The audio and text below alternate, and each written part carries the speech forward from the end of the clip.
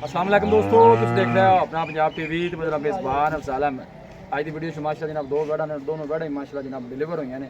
सब तो पहले मेरा कैमरामैन जनाब दोनों बैठा दिखाएगा तो मजीद गलबात करांगे मालिक के नाल कि इन्होंने डिमांड करते हैं। दिखाओ जी कैमरामैन सब पहले नंबर का जानवर अलग क्वालिटी के जानवर मिल रहे हैं जनाब अपना पंजाब टीवी के पहले नंबर का माशाल्लाह जनाब बड़ा खूबसूरत और सीनो जबील माशाल्लाह जनाब जानवर है।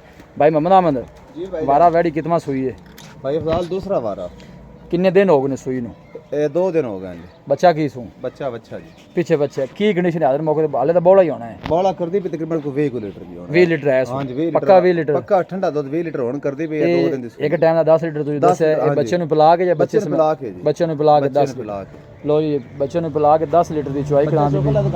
2 तो 3 दिन दी सुई है। बच्चे नु चोको बेटोर नहीं माशाल्लाह बड़ा खूबसूरत जानवर चला फरा के जनाब दोस्तों ने तसल्ली कराने है। बैक साइड ऑर्डर चेक करना है साफ सुथरा माशाल्लाह जनाब ऑर्डर और बुल बड़े सोहने माशाल्लाह जनाब लगे ने और प्रिंट बड़ा सोहना माशाल्लाह जनाब जानवर दा। थना छना दे भाई मोहम्मद अहमद क्लियर है, हर तरह दी क्लियर है। चोर नु सील सा हुए असील सो जी वांग भी ना पावे माशाल्लाह जी। फेस चेक करना है खूबसूरत माशाल्लाह जनाब जानवर। लोकेशन जनाब तहसील दीपालपुर डिस्ट्रिक्ट कुकाड़ा जनाब साड़ी लोकेशन है। भाई मोहम्मद नस्ल केड़ी है केड़ा केड़ा क्रास? भाई जान इहदे विच फ्रीजन दे चोलस्तानी दा क्रास है जर्सी दे विच भी ठीक है। फ्रीजन दे जर्सी को चोलस्तानी दा हां जी तीने आठवां ही विच मिक्स है माशाल्लाह जी। क्रास ब्रीड दा जनाब जानवर बहुत अच्छी गाय है खूबसूरत जनाब जानवर। ए फेस जानवर दा माशाल्लाह जनाब चेक करना बिल्कुल छोटा जा फेस है। पीछे जनाब है बछड़ा है। भाई मोहम्मद अहमद की डिमांड है इंदी प्यार मोहब्बत वाली गल सुनाओ। मैं तकरीबन भाई कोई 1.5 महीने बाद वीडियो गां दी लगावन लगा ते इंशाल्लाह मैं आज भाइयां नाल ना प्यार मोहब्बत वाला रेट प्यार करना है क्योंकि जानवर बेचने ने आपा बुलाना नहीं इंशाल्लाह जेड़ा ना बहुत अच्छा प्यार मोहब्बत करांगे जी। ठीक है ठीक दसो प्यार मोहब्बत वाली गल सुनाओ जी। प्यार मोहब्बत वाला तो भाई अफजाल फाइनल जे 5 लाख रुपया लेने 5 लाख रुपया आप मंगने इंदा हां जी। ते भाई मोहम्मद अहमद प्यार मोहब्बत करके वच्ची फाइनल आखिरी जेड़ा रेट किन्ने दी दे देनी?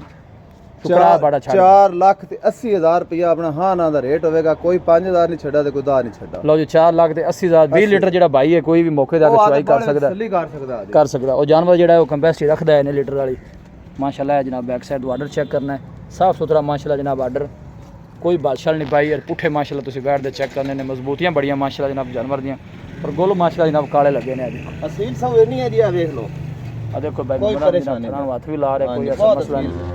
छोड़ जनाब सील साउ इनो इन कराया भाई मंगना ये देखो माशाल्लाह। लो ये बच्ची नंबर जनाब 2 आ गई। ये पहले ने भाई मंगना? हां जी ये बच्ची पहले ने जी छड़ के टोरी भी इनु ए किने दिना नहीं सोई हुई